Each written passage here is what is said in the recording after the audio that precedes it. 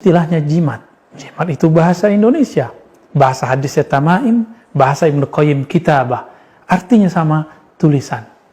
Maka Imam Nawawi dalam Al-Azkar dan lain-lainnya kemudian menjelaskan makna hadis seorang sahabat Nabi, Ibn Amr, yang menuliskan salah satu doa dari Nabi. Bismillahi a'udzu bikalimatillahi tammat min syarri ma khalaq.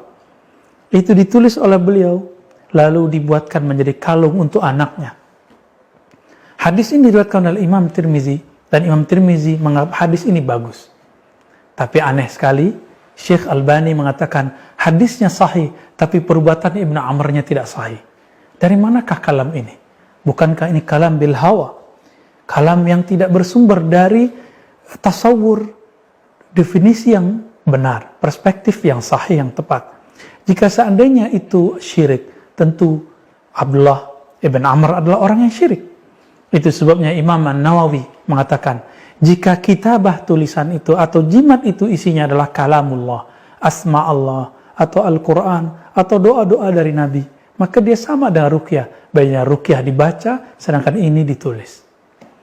Ini sama. Kita minum, meyakini airlah yang mengenyangkan, memuaskan, nasilah yang mengenyangkan.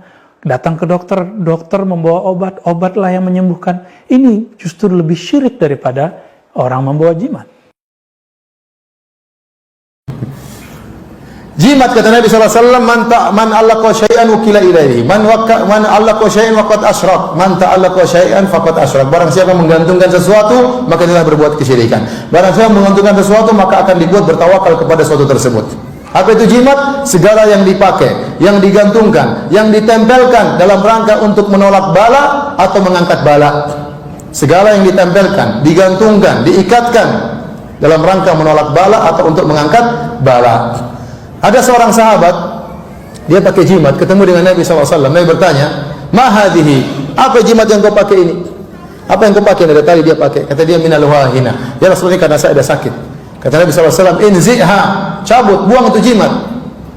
Fa innaka law mita wa hiya 'alaik ma aflata abadan. Kalau kau meninggal, ternyata masih ada jimat di tanganmu, kau tidak akan selamat selama-lamanya. Ya, kencang Nabi tegur, karena ini masalah syirik, bukan main-main. Nabi pernah menyuruh sahabat untuk memutuskan seluruh jimat-jimat yang dipakai di onta-onta, karena kebiasaan mereka pakai pasang jimat di onta. Jadi mereka punya tali untuk busur panah, tali busur. Kalau talinya sudah lama, sudah jadi usang, sudah jadi barang antik, dijadikan jimat. Itu kebiasaan orang Arab dahulu, dijadikan jimat. Mereka ikatkan pada hewan-hewan. Nah sekarang jimat, semua yang diikatkan, digantungkan, ditempelkan. Contoh, seorang pasang jimat di mobilnya, tulisan macam-macam supaya mobilnya tidak kena air atau tidak tabrakan atau tidak apa, itu namanya jimat. Seorang pasang jimat taruh di dapurnya supaya tidak kebakaran. Ada orang pakai jimat supaya laris dagangannya. Kalau dia pergi ke pasar, dia bawa jimat tersebut. Kalau jimatnya ketinggalan, dia pulang, seakan-akan rezeki tidak bakalan datang. Allah buat dia orang dia jadi tawakal kepada apa?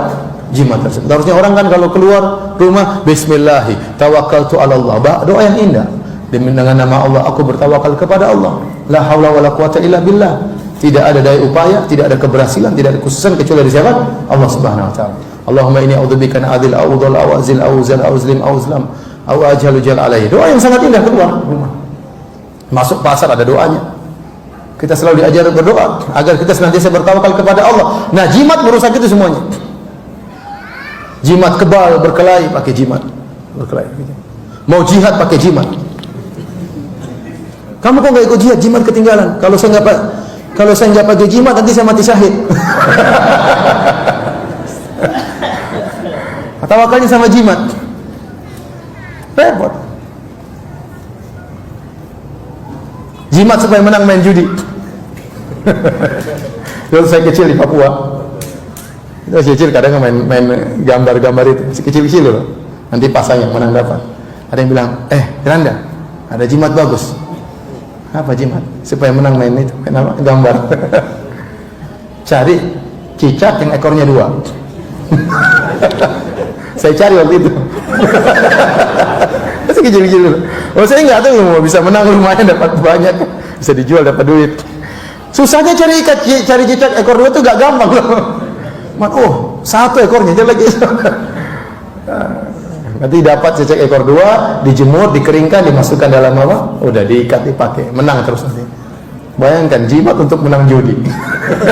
Sudah judinya rusak, pakai jimat lagi.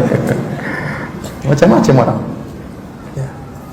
Jadi jimat sekarang bentuknya macam-macam. Tidak harus digantungkan, terkadang dituliskan. Terkadang dituliskan di badannya, terkadang dalam bentuk tato, terkadang digantungkan, ya. Terkadang diikatkan, terkadang di pinggangnya, bahkan ada yang pakai di kolornya. Benar ya? Termasuk di antara yang jadi jimat yang tersebar di masyarakat adalah foto kiai tuan guru jadi jimat. Banyak itu. Dia tempelkan foto tuan gurunya, kenapa? Untuk menolak bala. Itu mereka yakini. Mereka buka toko, pasang tempel foto tuan guru. Supaya apa? Supaya kalau kebakaran gak jadi kebakaran. Namanya jimat.